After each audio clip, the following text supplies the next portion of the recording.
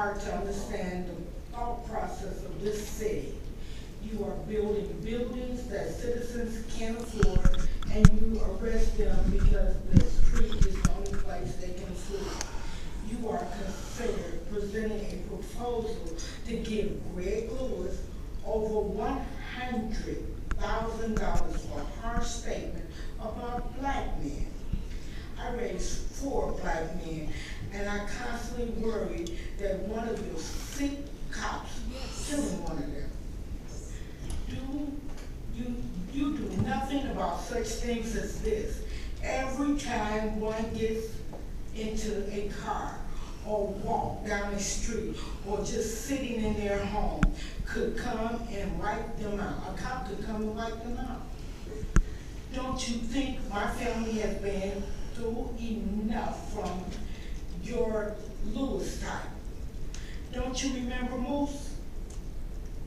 Don't you think him or others like him might have been influenced the stupid Hearst in shooting my grandson? Don't you think him or others like him influenced black people's death like Patrick Cummins, or black men or women's death in the city? You are responsible for. You said, Mayor, and I quote, "I will not tolerate racism or threats of violence by any police officer. Any officer who is found to have engaged in such behavior will face severe discipline, including termination."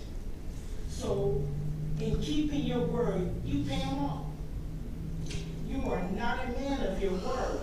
Take this peace officer's license, but instead you let this racist I'm ashamed of the city council. You and all your black citizens down. You let all your black citizens down. How you all say we still don't mean shit? This state has not changed since February 14th, 1859, when it came into statehood with an exclusion law. I'm gonna let it go because I got a little bit more, but I'm gonna let it go. You get the understanding.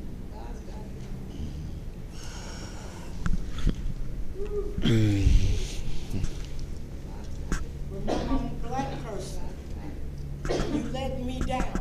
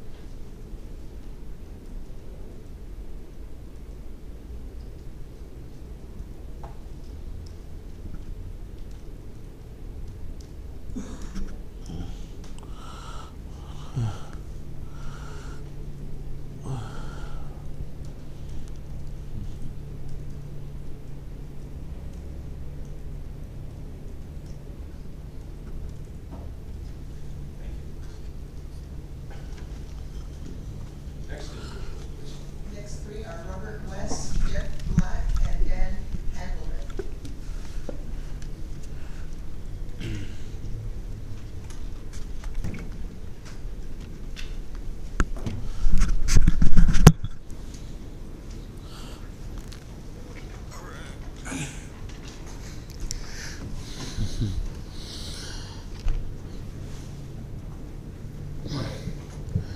Okay, my name is Robert West, and I'm totally offended that you guys would even consider paying this police officer. Everyone knows that there's racists in the Portland Police Bureau. Mark Kruger's one of them, which is known to be a Nazi. And I don't mean a skinhead Nazi, I mean an actual German World War II Nazi. He supports that kind of stuff. Okay, this officer should be fired, should not be given a dime. And if he's brought back, he should be put on desk duty and removed from the streets until the time in which the city can figure out how to terminate him. We don't need racist cops. We got enough black kids dying on the streets right now. We got enough black people dying on the streets.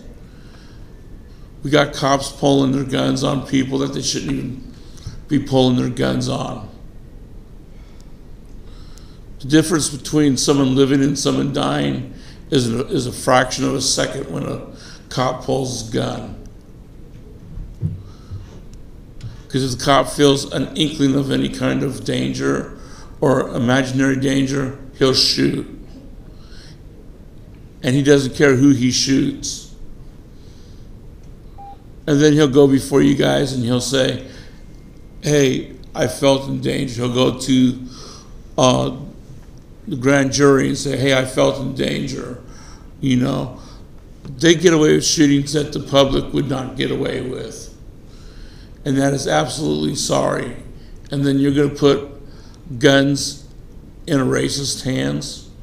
A sergeant has access to every weapon the Portland police have. Shotguns, rifles, pistols. And you're gonna arm this officer? That's sad.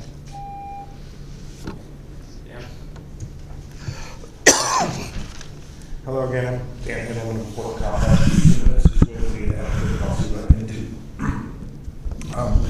We noticed this case in the police report that came out a few months ago that talked about an incident that was so shocking that other officers turned Sergeant Lewis in. Media reports suggest that he made a comment at roll call shortly after Quantas Hayes' death about using force against a black man, which I'm very glad that Quantas' grandma is here today. At the time of Quantas Hayes' death, we noted that was the first time Portland was shot and killed an African American in Portland since Keaton Otis in 2010, and since then 3 more African Americans have been killed. Terrell Johnson, Patrick Kimmons, and Andre Glade. So there's some concern that this offhand remark about whatever he said about let's go use force against black people has an echoing effect. And this is after all the sergeants had already gotten their implicit bias training. Right? The line officer just got it last year, but the sergeants had it by the time that he made this remark. The fact that this was described as a joke is morally reprehensible. Now, I understand you're in a legal bind here because not only do I think you'll fail at arbitration, I don't think the law you're proposing at the state is going to fix this. Because unless I'm reading it wrong, the discipline guide says the most serious discipline you can get for racial bias comment is 120 hours off, which is what is in this arbitration, or in the agreement you're signing today, is 120 hours off. So what you need to do is change the discipline guide, not change the state law. And I should add that that discipline guide was updated sometime last year, and the directive that guides the discipline guide was out for public review, but not the guide itself. So at that time, we could have made comments. Of course, I think this, I don't know if I know when the decision was made, but it might have happened before that. I have a lot more to say, but I guess I'll just leave it there.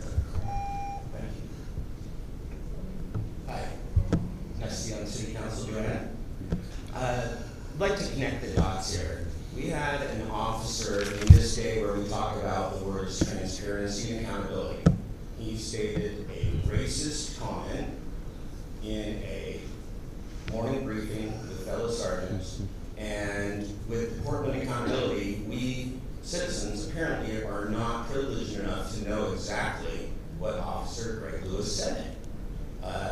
As Bob noted, as Dan noted, there's context here that's missing for the people, and you're asking us to support you, and we really don't know what this guy said. Secondly, this was 3 days after the murder of Quantus Moose Hayes by Officer Andrew Hurst. So these things are connected. When the sergeants are racist, then they're passing on marching orders to the cops, and the cops know that they can talk the way the sergeants talk. They can act that way.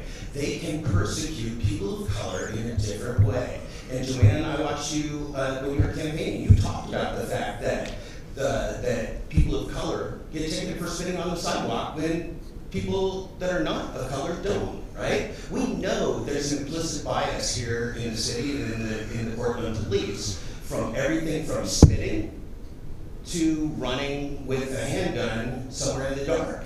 So what we need to do is understand that the orders are passed from the top down. This is not acceptable. It's not acceptable that our troopers still on the force. It's not acceptable that you're asking us to give money to Sergeant Greg Lewis. If the city needs to take a hit because they can't manage their police and keep the racists out, then take the hit and fight the legal case. But don't give our money away while you are supporting the very racism that got Patrick Kimmons killed, they got Moose Hayes killed, and they got, just this year, Andre Layton killed. And Portland State Police killed Jason Washington. So it's going around. This is contagious. Let's stop it. Thank you.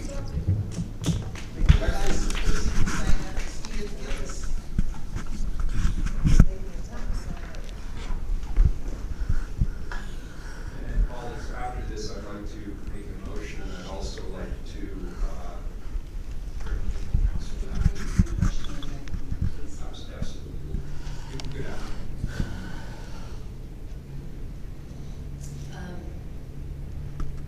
I'd like to come with really clear-cut answers and solutions, and I'm feeling heartbroken that I don't have that. I definitely think it's pretty easy in moral issues to keep it simple. That we cannot make crime and racism and hate pay. My heart also goes out to you when you think that you would have less control over someone if the arbitration allows you to pay more money. The whole process